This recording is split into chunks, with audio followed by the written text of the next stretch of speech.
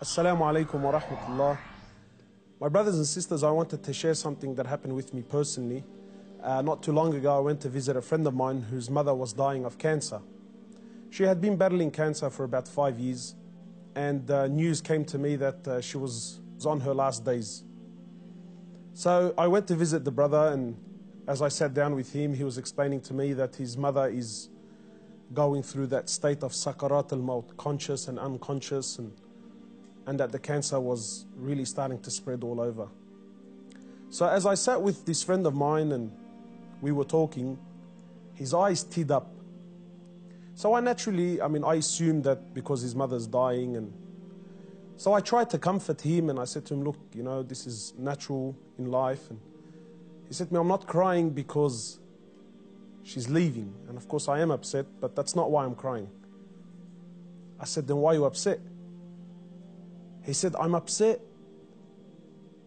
because all my life I've never thanked my mother for what she's done.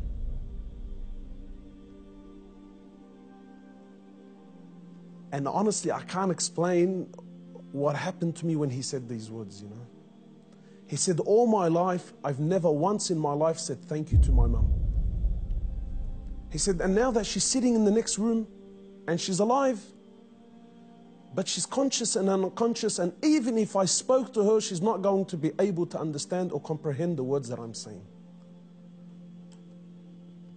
And wallahi, my brothers and sisters, this really affected me.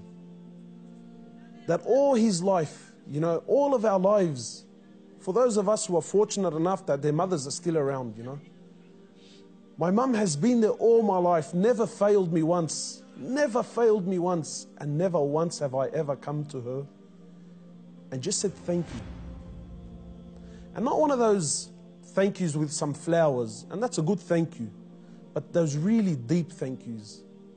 That thank you that if she left me now, I've told her and I've thanked her from the depths of my heart. Wallahi, my brothers and sisters, I haven't been able to forget this. That when was the last time you thanked your mother? When was the last time you showed your mother genuine appreciation for everything that she's ever done?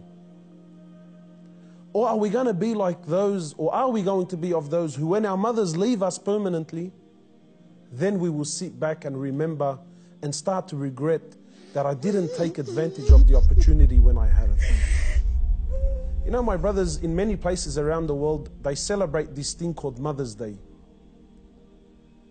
And it breaks my heart because in Islam, in truth, Mother's Day is every day. We don't single out one day of the year to say, oh, Mum, look, I remembered you today. But rather, we're ordered by Allah and His Prophet, more or less, to remember our mothers on a daily basis.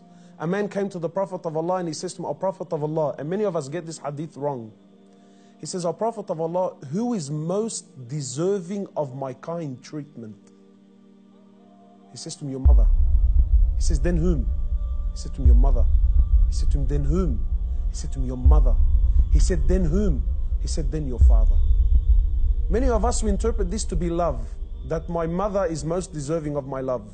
No, the person that is most deserving of your kind treatment, of your money, of your health, of everything that you possess, the person that is most deserving of this more than anyone, above all, is your mother, then your mother, then your mother, and then your father.